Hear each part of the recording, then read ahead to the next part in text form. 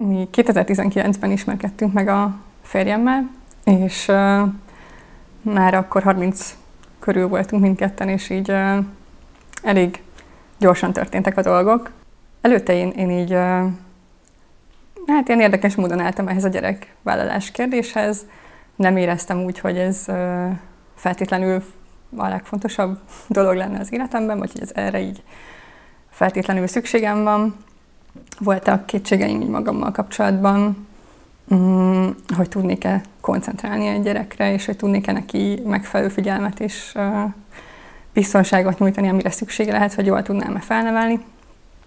És hát ezek kicsit ilyen bizonytalanságok voltak bennem, de a férjem egyszer azt mondta egy fesztiválon, ahol együtt voltunk, hogy persze, hát ő természetesen szeretne gyereket, mert hogy minden gyerek egy új világ. És onnantól kezdve van az, hogy így inkább afelé terelődtem az életemben, hogy szeretnék gyereket.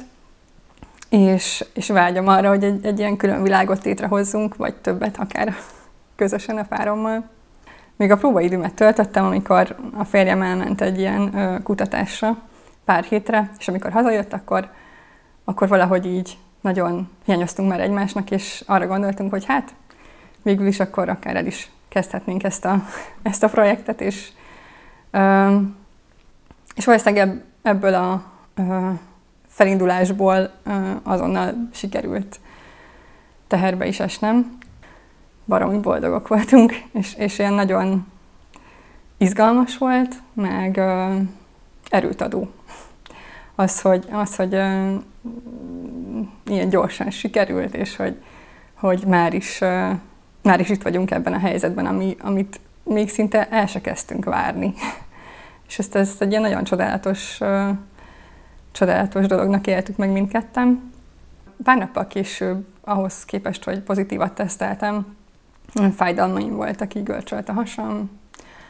Nem akartam egyébként egyből úgy orvoshoz rohanni, mert hát nem tudom, szóval egy kicsit így írtózik az ember attól, hogy most így egyből vizsgálgassák, meg nem tudom, és lehet, hogy ez természetes, és én csak én csinálok belőle ekkora ügyet. És aztán, ahogy teltek, múltak a napok, és nem szűnt ez a fájdalom, sőt, egy kicsit erősödött, akkor már tudtam, hogy ez biztos, hogy nem normális, ezt is így éreztem, hogy ez nem lehet az, hogy tehát egy ilyen állapotnak nem lehet ez a természetes velejárója.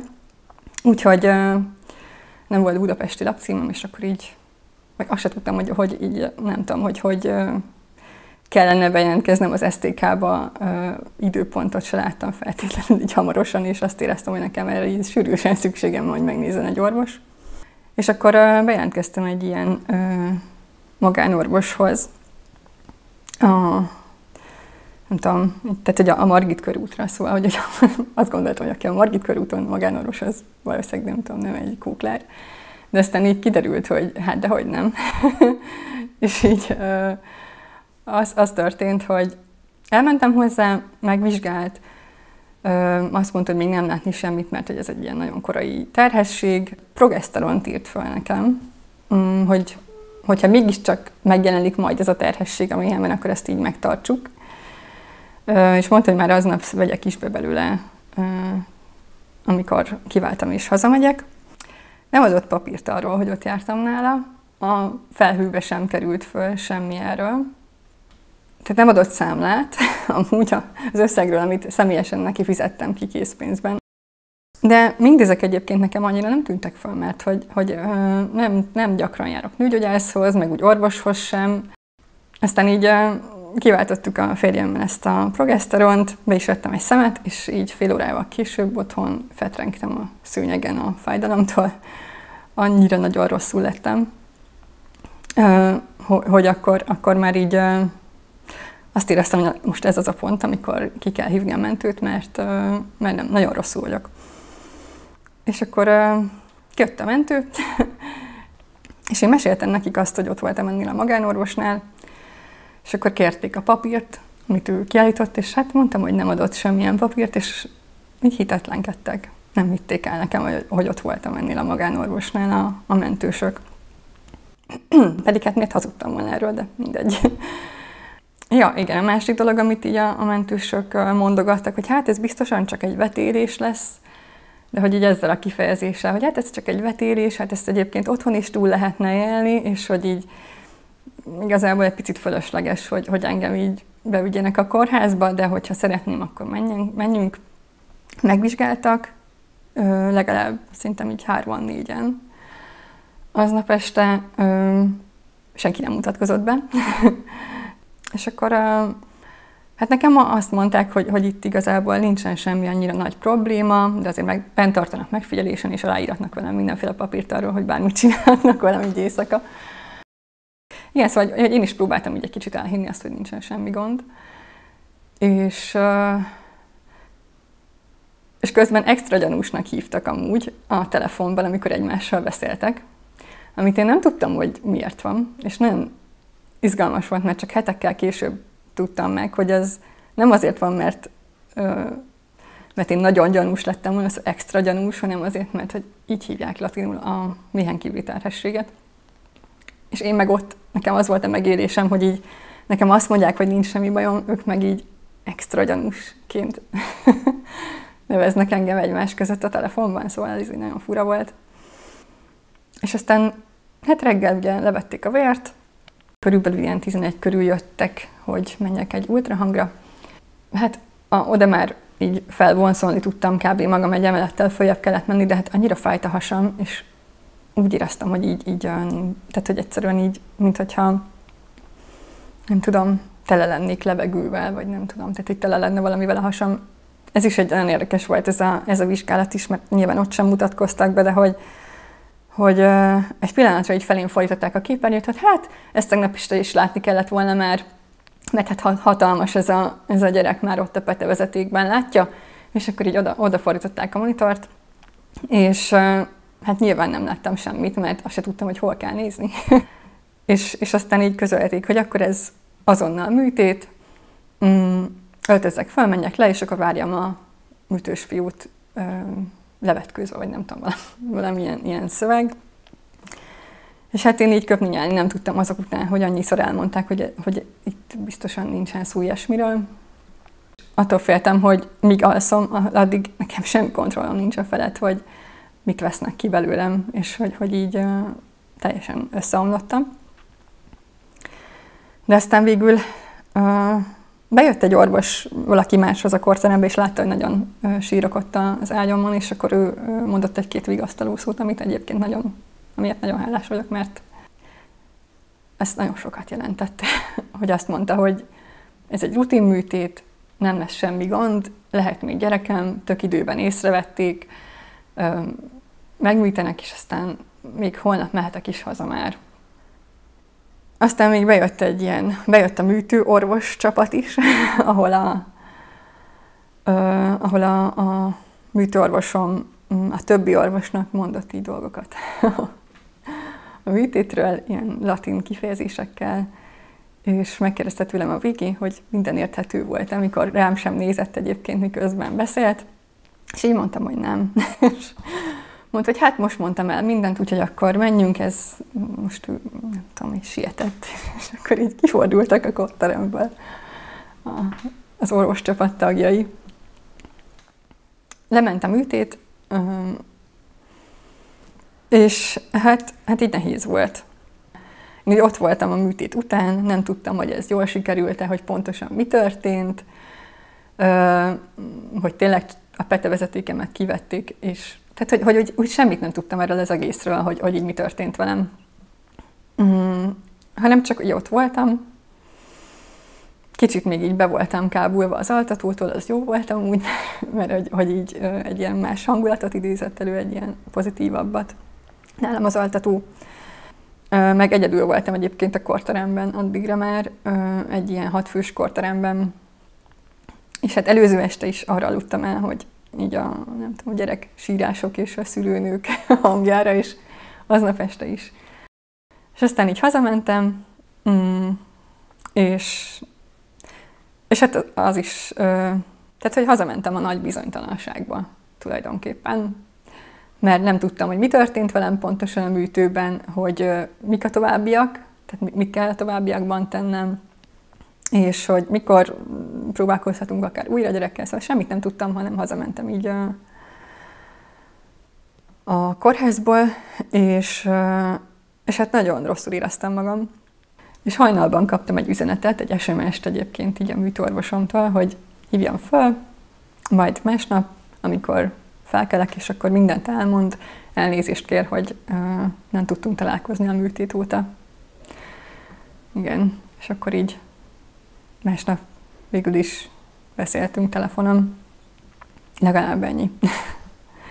És hát valahogy nagyon bennünk volt ez alig kezdtünk el még gyereket akarni, de hogy miután volt ez az eset, utána azt hiszem, hogy így még jobban elkezdtünk vágyni erre. És akkor itt múltak a hónapok, és nem történt semmi.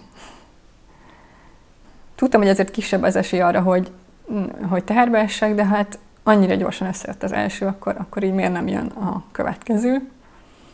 És végül is 23 hónappal az első méhen kívüli terhességem után újra pozitívat teszteltem. És hát nagyon boldog voltam, ahogy így kiröppentem a fürdőszobából egy vasárnap este, hogy a férjem alá dugjam a tesztet. Ő viszont annyira nem volt boldog, mert mint hogy inkább ilyen aggodalmasan nézett. És aztán hát persze nekem is egyből leesett, hogy hát most örülünk, de hogy így vajon mit is jelent ez a pozitív teszt, mert hogy nem egyértelmű, hogy ez feltétlenül boldogságot jelent innentől kezdve. És hát így elindult egy ilyen rengeteg félelem, de aztán viszonylag gyorsan sikerült ezt megbeszélnem magammal, hogy most így ezeket így félreteszem, minden napnak örülök, amit sikerül várandósan tölteni. És hát ez 5 nap volt.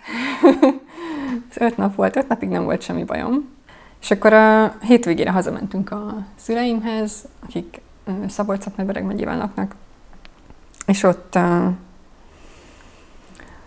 elkezdett görcsölni a hasam, és véreztem is egy kicsit, és akkor így egy oldalon fájt. És akkor tudtam, hogy ez valószínűleg most ez egy újabb méhen kívüli kell, hogy legyen, mert annyira hasonlított az előző fájdalomhoz. És akkor bementünk gyorsan a helyi kórházba az ügyeletre, ahol így hát megtapasztaltam, hogy amúgy van rosszabb. Vannak rosszabb helyek, és így ahogy megyek előre a folyamatban, egyre inkább azt tapasztalom, hogy hát az első élményeim azok nem is voltak olyan rosszak, hanem így sokkal rosszabb helyek vannak, és többet tudtam erről az egészről, mint az ottani ügyeletes orvos, aki egyébként annyira nem foglalkozott velem, meg haza is küldött minket, hogy hát ha rosszul vagyok, akkor majd menjünk vissza. De hát mi nem mentünk vissza, hanem inkább visszajöttünk Budapestre, és abba a kórházba mentem el újra, ahol már egyszer megtalálták, mert egyébként tök nehéz megtalálni. Hát itt is még hazaküldtek egy éjszakára, ami rettenetes volt, mert nagyon fájt a hasam, és én így tudtam, hogy ez azt jelenti, hogy férjem aludt, én meg így a nappaliban szenvedtem, és így aggódtam rajta, hogy vajon meghalok-e most, vagy nem, belső vérzésben. Másnap megvizsgált reggel egy tök jó orvos, és egyből meglátta, hogy ott van a másik petevezetékemben a bébi, és akkor így hát azonnal műtétezés, de már úgy mentünk be egyébként, hogy vittem a kis kórházi táskámat, én már csak azt vártam, hogy valaki megtalálja.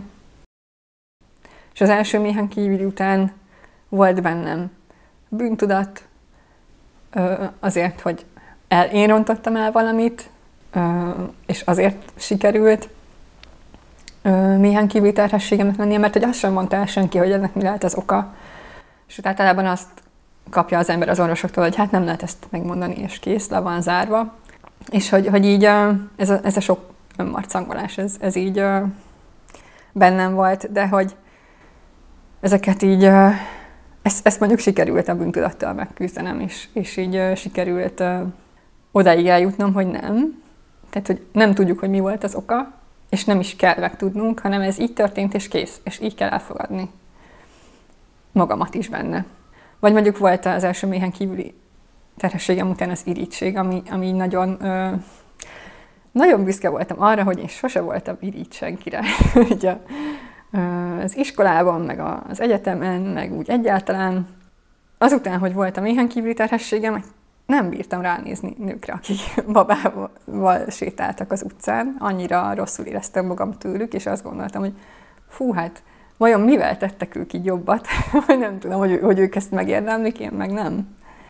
Sokat dolgoztam vele, és egyébként mi most is kell, tehát hogy most is van olyan, amikor az első gondolatom ez, hogyha például azt hallom valahonnan, hogy így gyorsan, véletlenül, nem tudom, sikerült egy gyereket összehozni, akkor most is van bennem irítség, de hogy így tudom azt, hogy kell ezzel dolgozni, hogy ez el tudja múlni, és ez nagyon jó érzés, mert amikor azt szoktam egyébként, azt a technikát alkalmazom, hogy így végig gondolom az egész képet. Tehát, hogy nem csak annyit látok, hogy ott van ez az ember gyerekkel, vagy hogy teherbe esett ez a barátnőm vagy ismerősöm, de nem csak ennyi egy ember, tehát nem csak annyiból áll egy ember, hogy könnyen teherbe esik-e vagy sem, hanem van egy ennél sokkal-sokkal nagyobb kép, és abban van jó is, meg rossz is mindenkinek.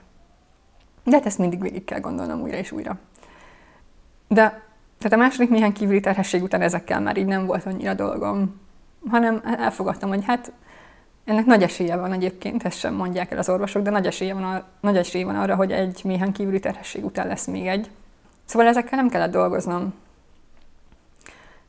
Amivel dolgoznom kellett a második méhen kívüli terhességem után az hogy most már így természetes úton nem lehet gyerekem.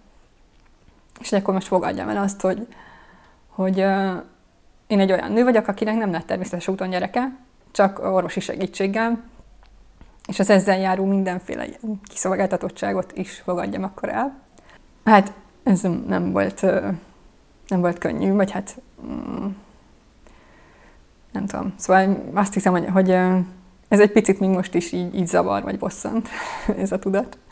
Tehát, hogy ezt még nem sikerült teljesen elfogadni, de majd talán idővel. És akkor februárban volt az első beültetésem.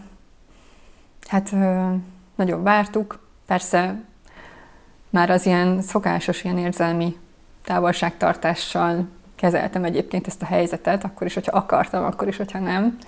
Tehát, hogy így úgy voltam vele, hogy azért ne éljen bele magam annyira, mert nem biztos, hogy sikerülni fog, és hát nem is sikerült. És akkor én írtam az intézetnek, hogy hát megjött az eredmény, én úgy látom, hogy ez nem sikerült, mi a következő lépés, és akkor erre egy mindenféle szöveg nélküli üzenet érkezett vissza hozzám, amihez egy dolog volt csatolva, az orvosomtól egy kezelési lap a következő beültetésre. És ott volt egy-két pozitív tesztem, így a 7.-8. nap környékén, majd jelentkezett egy ilyen derékfájdalom és egy kicsi vérzés, és akkor így a következő nap már halványabbat teszteltem. Tehát, hogy ott így elindult valami, de nem maradt. Hát ez nagyon, nagyon mélyen érintett, mert azt gondoltam, hogy hát elsőre nem, de hogy azért így másodikra jó lenne, vagy nem tudom. Tehát, hogy ha tényleg csak a technikai akadály van, akkor ez most még nem sikerül. Nem nagyon értettem, és az nagyon-nagyon lelkileg nagyon rosszul esett, hogy nem sikerült a második beültetés. És akkor úgy is éreztem, hogy nekem most szükségem van néhány hónapra, hogy összeszedjem magam, és hogy készen álljak egy következőre. Meg hogy valamit itt csinálnom kell. Tehát azt éreztem, hogy igazából itt a Meddősségi Intézetben nem foglalkoznak velem, nekik egyébként mindegy, hogy mennyi hormont szedek, hogy meddig szedem, hogy nem tudom, tehát az, hogy lelkileg mi van velem, az itt senkit nem érdekel, és nincs is semmiféle ilyen lelki támogatás. És hogy akkor nekem kell foglalkoznom egy kicsit magammal, meg nem tudom, valamit keresni, amitől tudok abban hinni, hogy a harmadik majd sikerülni fog. És akkor így elkezdtem biciklivel járni dolgozni, az azt jelenti, hogy minden nap 2 órát biciklizek oda, meg vissza, meg elkezdtem így sok-sok zöldséget és gyümölcsöt enni, hogy így minél, nem tudom, egészségesebb és felkészültebb legyek egy következő beültetésre. És akkor megtörtént ez a beültetés szeptember végén. Itt is ilyen, nem tudom, nekem valahogy mindig fájdalmaim vannak a várandóságaim során. És voltak fájdalmaim így a beültetés után. Voltam egy ultrahangon a fájdalom miatt, amit éreztem, mert hogy egyébként írogattam az intézetnek ilyen e-maileket arról, fáj egy picit, meg hogy nem tudom, volt vérzésem is egyébként, és ők ilyen 3-4 nap, 5 nap is eltelt, hogy válaszoltak egy-egy e-mailemre, és amúgy nem az volt, hogy most írtam nekik 15 e-mailt, hanem írtam nekik 3 e-mailt, és ezekre nem tudtak így, nem tudom, normális időben válaszolni, mert az nem normális idő, hogyha 4-5 nap múlva válaszolsz, hiszen nem is az e-mail lenne a megfelelő ebben a helyzetben, hanem egy telefon. Tehát, hogyha az orvosommal lehetne közvetlen kapcsolatom, mert egyébként nincs. Tehát, hogy az orvosomat én közvetlenül nem tudom elérni. Csak e-mail útján, úgyhogy az e-mailt azt elküldöm a központi címére az intézetnek, a központi címen valamiféle asszisztens elolvassa, és vagy megválaszolja, egyébként akár ő is, vagy továbbítja az orvosomnak, és akkor majd ő valamikor válaszol rá. Ez nagyon lassú, mert hogyha például az embernek plusz progeszteronra van szüksége, akkor arra így nagyon gyorsan szüksége van, tehát hogy ez nem várhat napokat. Ha meg magadtól kezdesz el valamit, amit az orvosod nem írt elő, akkor meg az lesz a baj az intézetben. Úgyhogy ez egy ilyen nagyon, hát nem is tudom, egy hierarchikus rendszer, ahol a páciens, akit egyébként betegnek hívnak, pedig hát nem vagyok beteg, csak egyszerűen nem lett gyerekem. A páciens van a hierarchia totális alján, igazából így nem, az orvosommal nem tudok beszélgetni normálisan, egy futószalagon vagyunk, jut rám kb. 5 perc egy vizsgálat alkalmával. Magam is érzem, hogy nem hozhatom be ide most az kérdéseimet, mert ott van még, tele van a váró, tele van nőkkel, akiknek ma leszívásuk lesz, beültetésük lesz, akiknek időre kell ezeket a dolgokat elvégezni, mert különben, tehát hogy nem lesz sikeres, szóval, hogy így érzi az ember, hogy ott most így nem kezdett el beszélgetni. Tehát elmentem egy ultrahangra a meddőségi orvosomhoz a magánrendelésére, mert nem tudtam e-mailben elérni az intézeten keresztül, ahol leszidott, hogy eljöttem a magánrendelésére, mert neki nem szabad engem még ott fogadni addig, amíg az intézetben nem állapították meg a terhességet. De végül is megvizsgált. És hát ott volt egy szabályos petezsek, szabályos szikólyaggal a jó helyen a méhemben. És hát ez azért nagyon-nagyon jó pillanat volt, mert végre a méhemben van valaki. Tehát, hogy ez elképesztő, elképzelhetetlen volt eddig, hogy a méhemben is tud egy gyerek lenni. És nézegettük utána a férjemmel a kis ultrahangképet, amin igazából csak egy ilyen paca látszik, hogy milyen aranyos. És aztán eltelt egy hét, amikor mennem kellett már az intézetbe a terhesség megállapító ultrahangra. Hát viheted magaddal a párodat is a vizsgálatra, de ő addig nem jöhet be a vizsgálóval, míg meg nem állapította az orvos, hogy minden rendben van. Hát ez volt a rémáló forgatókönyvem, hogy majd nem jöhet be a párom. És hát a doki egyből, vagy hát elkezdett vizsgálni, és akkor láttam az arcán, hogy ezt nem ezt szeretné látni, és hogy itt valami nincsen rendben. Nagyokat sóhajtott, és mondta, hogy hát ő itt nem lát életjelenséget, és hogy van egy embriócsomónak kinéző valami, de hogy nincsen szívműködés. És hát így nem jött be a párom arra a vizsgálatra. Hanem én mentem ki hozzá, és közöltem vele ezt a hírt. Ja, igen. Tehát körülbelül 6 hét, 3 napot élt ez a gyermek. És most éppen ott tartunk a folyamatban, hogy azt várom, hogy természetes úton legyen vége ennek a terhességnek, és egy vetélésért imádkozunk, vagy egy vetélésért szorítunk, mert annyira nem szeretnék újra egy kórházba menni, és nem szeretném, hogyha műtétet hajtanának végre rajtam emiatt. Főleg, hogy voltam már ebben a kórházban, ez egy új hely, mert hogy elköltöztünk időközben, és hát annyira empátia hiányos volt mindenki a helyzetemmel kapcsolatban, mert hogy nagyon tartok tőle, hogy milyen bánásmódban lesz ott részem, szóval így, ez van.